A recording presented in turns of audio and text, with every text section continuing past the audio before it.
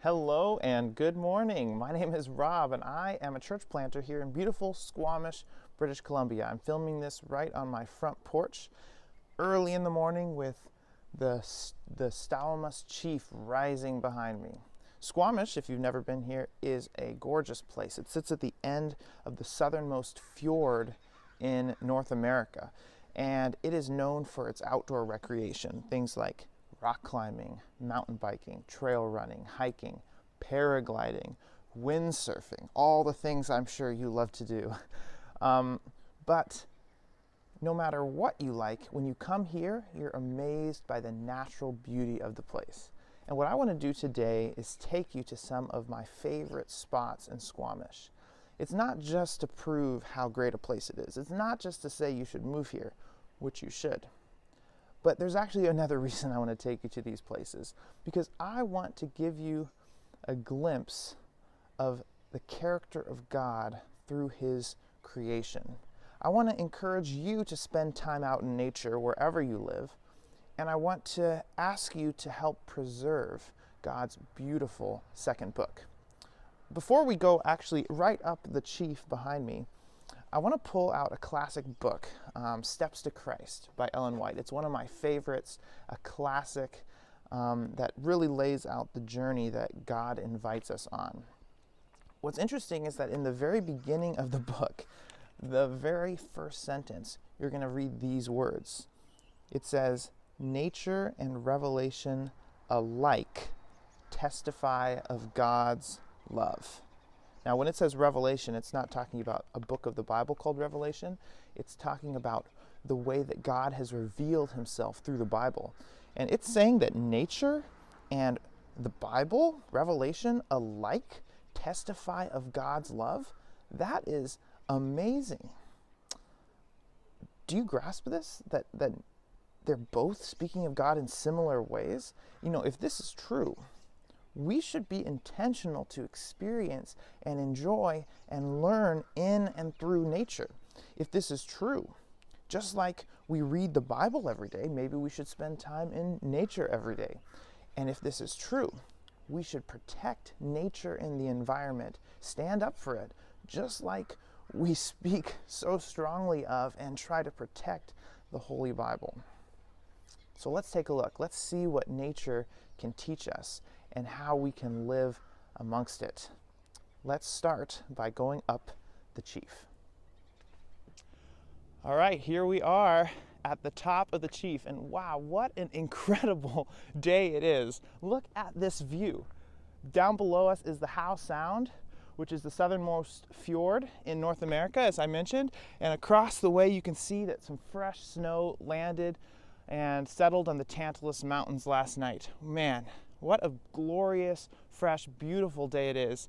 And you know, whenever I see a view like this, whenever I hike up here, we're at almost 700 meters in elevation. Whenever I hike up here and look down, it just almost takes my breath away. Like, wow, what incredible beauty. And pretty soon I start thinking about, wow, what a incredible creation. To think that God created all this. Now, I know tectonic plates and glaciers and a global flood, like all these things played into shaping it now, but God was the creator of all of this. He's the designer, and He was able to bring beauty even out of these destructive, crazy events that we don't really even understand. Incredible. Before long, I start thinking beyond what a beautiful creation God has created to thinking about what type of God would create so much beauty.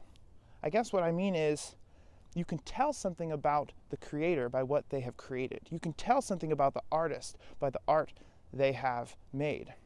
And so what does this incredible beauty tell us about God?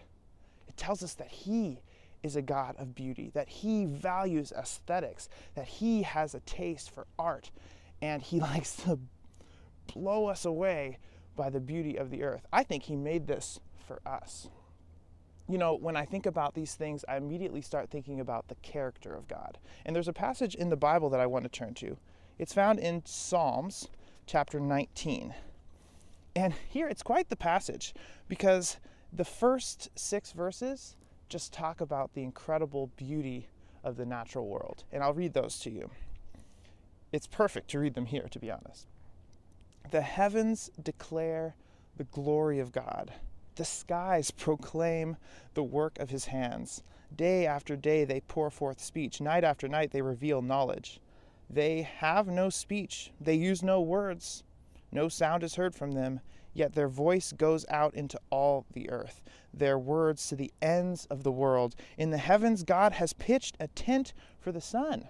We're seeing this. It is like a bridegroom coming out of its chamber, like a champion rejoicing to run his course. It rises at one end of the heavens and makes its circuit to the other. Nothing is deprived of its warmth. So you see, David here, the psalmist, is just describing the immense beauty of creation.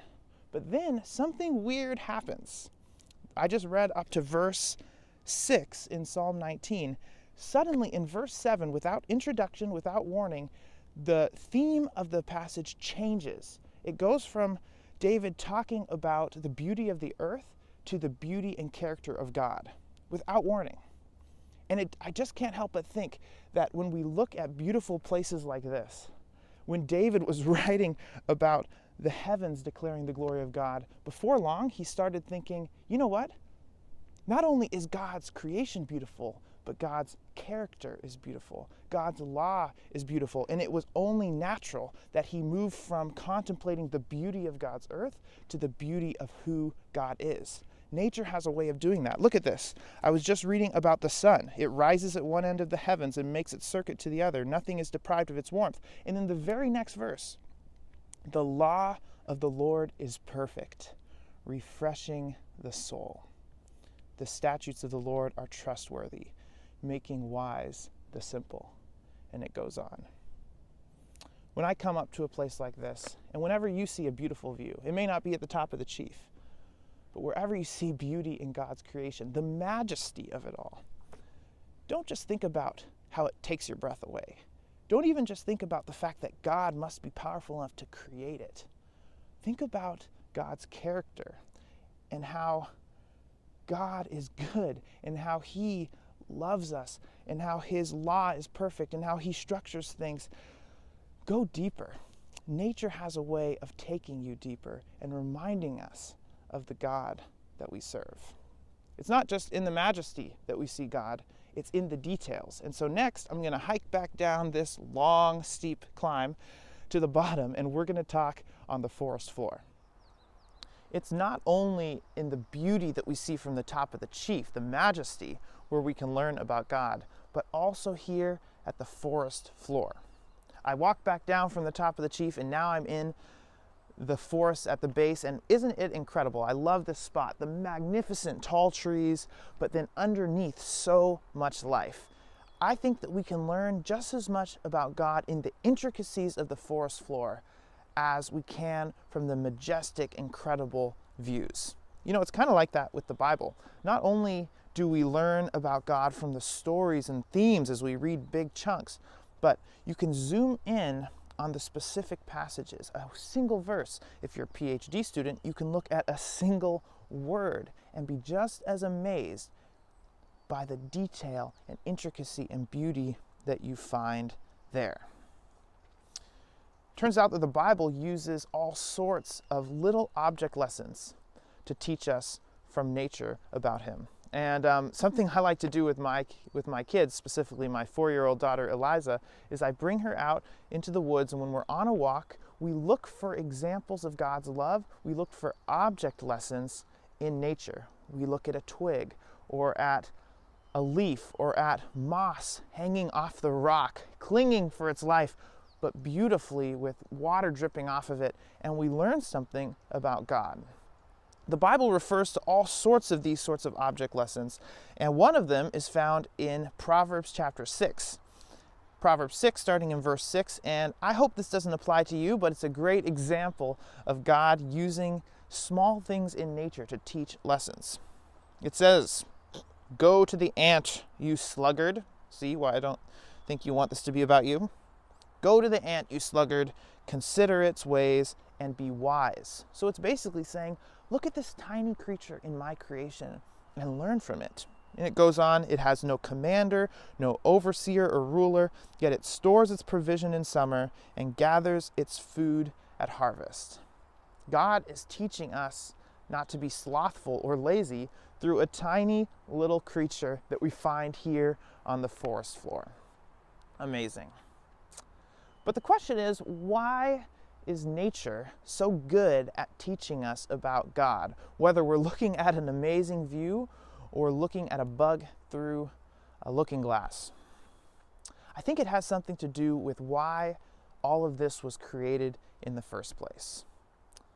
To teach more about this, let's go to another favorite spot of mine in Squamish, the oceanfront. All right, here we are at the Squamish waterfront. This is a beautiful spot. It's very peaceful when it's not windy. During the COVID initial lockdown, we spent a lot of time out here because all the libraries and coffee shops everywhere was closed, but we could bring Eliza out here and she would play by the water and it would just be spectacular. I brought you here for a specific reason, which I'll get to in a minute. But first, we've talked about the power of nature to teach us about God, the vast beauty of the view from the chief, which helps us see his majesty, and then the small details on the forest floor. There are lessons everywhere. But the question I have is, why? Why is it that we learn about God so well in nature? Why do we experience so much fulfillment and joy when we're outside? It goes back to creation. In Genesis 1, we find God creating the world, and it's really laid out in such poetic beauty. In the first 3 days of creation, God forms the earth. And in the 4th through 6th days of creation, he fills the space that he's formed. Notice, day 1, he creates light.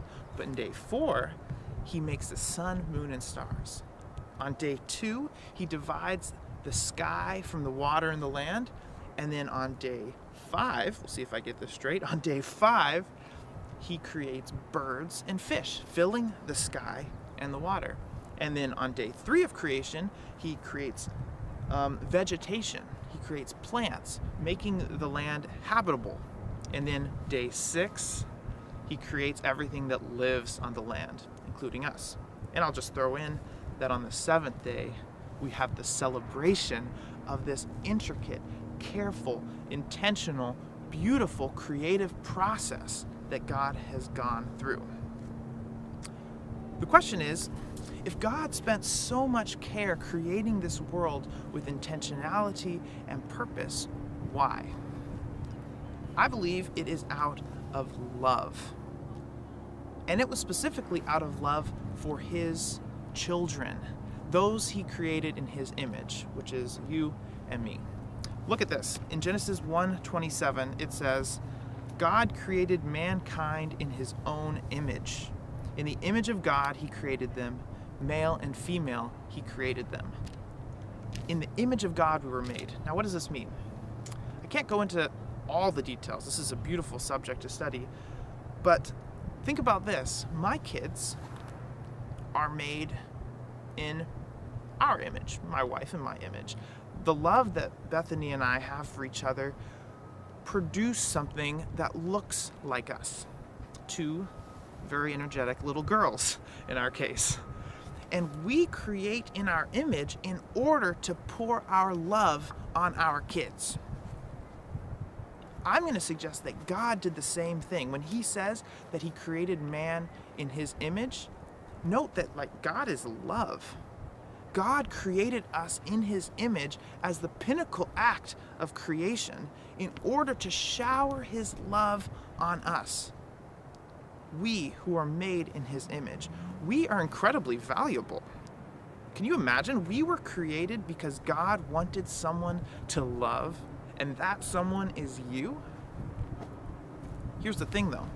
If creation happened so that God could create and love us, then all the things leading up to our creation, all the forming and filling and intentionality, this whole world, it was all created for our enjoyment and fulfillment.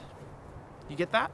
The natural world is our habitat. It's our ecosystem. It's our home, which God designed for us. I love the outdoors because it was created for me, and I was created for it. I learn about God's love in nature because it was designed for that purpose. Nature was designed by God to bless us, to help us, and to teach us, and to house us. And we were designed, if you read in Genesis 1 and 2, to care for the earth and to find so much enjoyment in it.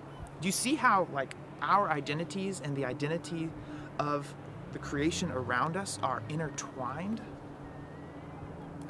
What does this mean? And why am I here specifically on the Squamish oceanfront to talk about it? Back in the 1980s, this area where I'm standing on the Squamish oceanfront was the site of a chemical producing factory. They were using mercury cell technology, and for 26 years, chemicals were produced here for the pulp and paper industry. At the international company's peak that was doing this, 150 tons of chlorine were processed in this area every day. Now that's a lot of chemicals right at sea level. And it turns out that after this point, after this company shut down and moved off, mercury levels were very high in the ground beneath my feet. One day we were out here during the quarantine playing, and someone walked by and commented they couldn't believe that kids were playing here in these mercury-infested sands. Now, I was a bit cynical, thankfully, because I didn't understand why there wouldn't be a sign up about this. And I did my research, and it turns out that a lot of work was put into cleaning up this place. And so I'm really hoping that that is true.